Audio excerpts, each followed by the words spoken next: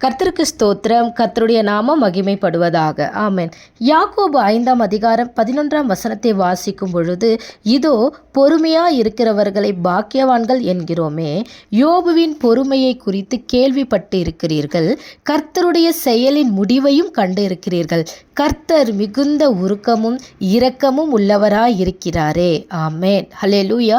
யோபுவின் பொறுமையை நம்ம என்ன பண்ணியிருக்கிறோம்? கேள்விப்பட்டிருக்கிறோம். தேவனுக்கு பயந்து பொல்லாப்பை விட்டு விலகுகிறவர், ஒவ்வொரு நாளும் பலி செலுத்துகிறவர், தேவனுக்கு பயப்படுகிறவர். கர்த்தருக்கு ஸ்தோத்திரம். கர்த்தருடைய நாமம் மகிமைப்படுவதாக. தேவனுடைய பிள்ளைகளே, கர்த்தருக்கு ஸ்தோத்திரம். யோபு இவ்வளவு தேவனோடவே இருந்து, தேவனுக்கே பலி செலுத்தி, தேவனோடவே இருந்த அவருடைய வாழ்க்கையில் நடந்த ஒரு காரியத்தை நம்ம இந்த நாளில் தியானிக்க போகிறோம். யோபுவுக்கு 7000 ஆடுகள் இருந்துச்சு, 3000 ஒட்டகங்கள் இருந்தது, 500 எருதுகள் இருந்தது, 500 கழுதைகள் இருந்தது, அநேக வேலைக்காரர்கள் இருந்தாங்க, 7 மகன்கள், 3 மகள்கள் இருந்துச்சு, வீடு இருந்துச்சு. கர்த்தருக்கு ஸ்தோத்திரம். கர்த்தருடைய நாமம் மகிமைப்படுவதாக. உடல் நிலையில் அவருடைய சரீரம் முழுவதிலும் என்ன பண்ணப்பட்டுச்சுன்னா, மிக கொடுமையான ஒரு புண்ணு இருந்துச்சு. கர்த்தருக்கு ஸ்தோத்திரம். ஆதரவா துணையா இருக்க வேண்டிய துணைவியே தேவனை தூஷித்து ஜீவனை விற்று அப்படின்னு சொல்றாங்க. எப்படிப்பட்ட ஒரு சூழ்நிலை, அவருடைய மனது எப்படி இருந்திருக்கோ. ஹல்லேலூயா. இவ்வளவு இழப்புகளில் கூட அவர் பொறுமையோடு இருந்தார் என்று சொல்லி இந்த வேத வசனத்தை நம்ம வாசிக்கிறோம். ஹல்லேலூயா.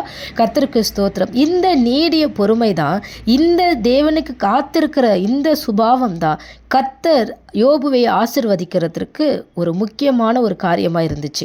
ஏன் இந்த ஆசீர்வாதம்னு சொல்லி நம்ம யோபு 1:21 வாசித்தோம் அப்படின்னா, யோபு ஒரு விசுவாச அறிக்கை எடுக்கிறார். கர்த்தர் கொடுத்தார், இவ்வளவு செல்வத்தையும் இவ்வளோ ஆசீர்வாதத்தையும் கர்த்தர் கொடுத்தார், என் உடல் ஆரோக்கியத்தை கர்த்தர் கொடுத்தார், கர்த்தருடைய நாமத்துக்கு ஸ்தோத்திரம். கர்த்தர் எடுத்தார். ஹல்லேலூயா.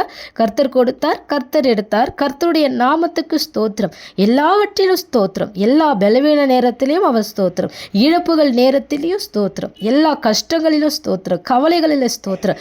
யோபுனுடைய வாயிலிருந்து ஸ்தோத்திரத்தை தவிர ஒரு காரியத்தையும் இந்த யோபு 1:21 நம்ம வாசிக்கல, நம்ம பார்க்கல. ஆமென்.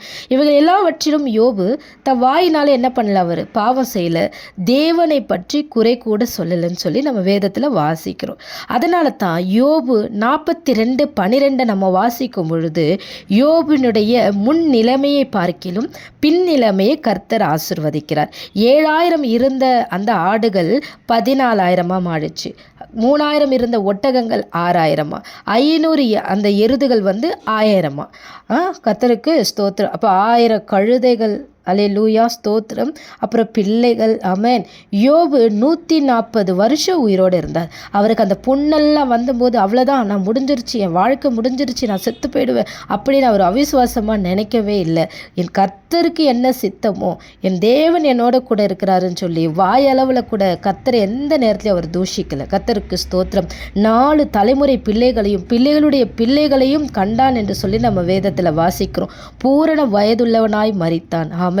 கர்த்தருடைய செயலின் முடிவு அது ஆசீர்வாதமாக இருக்கும். ஆனால் அதற்கு நீடிய பொறுமை நம்ம இடத்துல அவசியமாக இருக்கிறது. கர்த்தருக்கு ஸ்தோத்திரம். சின்ன சின்ன விஷயங்களை பார்த்து பயப்படாதீங்க, சின்ன சின்ன விஷயங்களை பார்த்து கலங்காதீங்க. கர்த்தர் அனுமதிக்கிற காரியத்தில் நிறைய விஷயங்களை நமக்கு அவர் கற்றுக் கொடுக்கிறவராக இருக்கிறார். இரட்டிப்பான நன்மை அவர் கொடுக்கிற தேவனாக இருக்கிறார். கர்த்தர் உங்களை ஆசீர்வதிப்பாராக. ஆமென்.